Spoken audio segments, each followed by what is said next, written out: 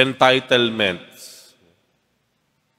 Ibig sabihin po ng entitlement ay paggamit ng kung anuman na pwede nating mahawakan para may patunayan sa mga taong nasa ating harapan. Entitlement. Pumunta ka halimbawa sa trabaho ng iyong asawa, may posisyon ng iyong asawa, sinabi mo sa gwardiya, asawa ako ni Mr. Ganito. O kaya, anak ako ni Mr. Ganito. Inaasahan mo, ituturing ka ng natatangi o special treatment, entitlement. Kilala ko si mayor, kilala ko si ganyan, si congressman, kilala ko ang presidente. Gagamitin mo kung kahit anumang connection mo para makuha mo ang gusto mo. Entitlements. Padrino. Kung ang Panginoon gumamit man ng entitlement, ito ay ang kanyang pagiging anak ng Ama. Makikita po natin sa Ebanghelyo, ang uri ng entitlement meron ang Panginoon o kaya ipinagmalaki niya ang kanyang pagiging anak ng Diyos sa pamamagitan ng pagsunod sa Ama. Yun ang ipinagmamalaki ng Panginoon, ang pagsunod sa kaniyang Ama. Unang bahagi pa lamang po ng Ebanghelyo, sinabi na po niya sa mga alagad niya, darating ang sandali, huhulihin ako, pahihirapan, papatayin, pero muling mabubuhay sa ikatlong araw. Ito po ay isang pamamaraan ng Panginoon para ipakita niya ang kanyang koneksyon sa Ama sa pamamagitan ng pagsunod sa kalooban ng Ama. Na sa pamamagitan ng kanyang paghihirap, pagkamatay at muling pagkabuhay, ang tao na niloob ng Diyos Ama na maligtas ay tunay ngang makakakamtan ng kaligtasan. Pagsunod.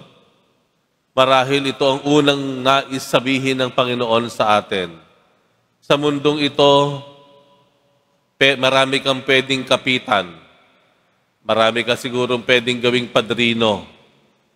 Pero pakatandaan po natin, ang pinakamahalaga sa lahat ay ang kapitan natin ang Diyos. Ipagmalaki ang ating pagiging anak ng Diyos. Kapitan natin ang pagiging Kristiyano, mananampalataya at tagasunod ng mahal na poong Jesus Nazareno. Yan ang pinakamahalaga. At kung susundan pa natin yung Ebanghelyo, napag-usapan yon tungkol sa tax o buwis na sinisingil ang mga dayuhan. Ngunit sa Panginoon, bagamat alam niya na siya ay hindi isang dayuhan, nagbayad pa rin siya ng kanyang buwis. Isinama pa niya ang buwis ni Pedro.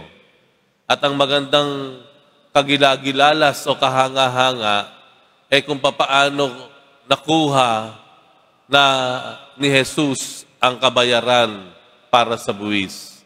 Ito ay sa pamamagitan ng paghuli sa isang isda sa lawa. Sa isda, sa bunganga ng isda, nakuha yung isang pilak.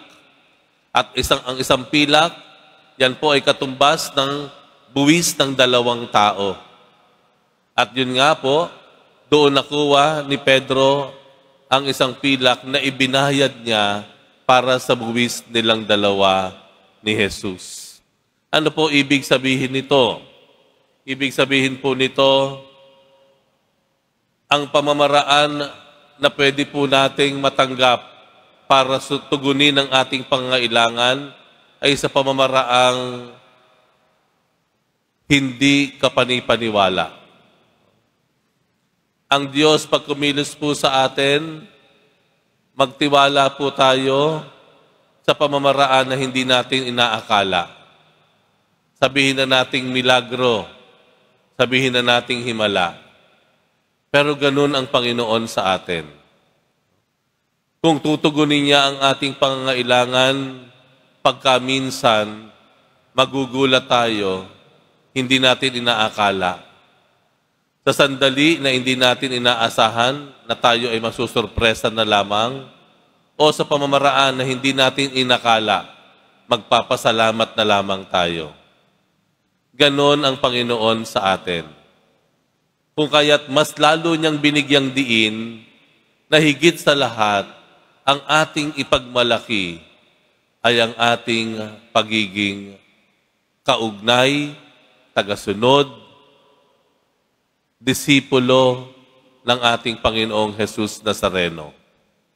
Masigit nating bigyan ng pagpapahalaga ang ating kapitan o yung ating kinakapitan, ang ating padrino, ang ating koneksyon. Hindi mga tao, hindi sa matataas at makapangyarihang tao sa mundo, kung hindi sa lahat, higit sa lahat, ang ating Panginoong Jesus Nazareno. Wag nating ipagmalaki yung koneksyon natin. Huwag kang mag-aalala kung wala kang kilala sa ganitong opisina, wala kang kilala sa ganitong departamento, wala kang kilalang mataas na tao na tutulong sa iyo. Huwag kang mag-alala. Ang kailangan lang talaga po natin ay maging maliwanag sa atin ang tunay at tama nating dapat kapitan o paghugutan ng tinatawag nating entitlement ay ang ating ugnayan sa Diyos. Dahil kung may pangangailangan man tayo, sisiguraduhin ng Diyos sa iyo. Dahil umasa tayo sa Kanya, ito ay Kanyang tutugunin kahit sa pamamaraan na hindi natin inaakala.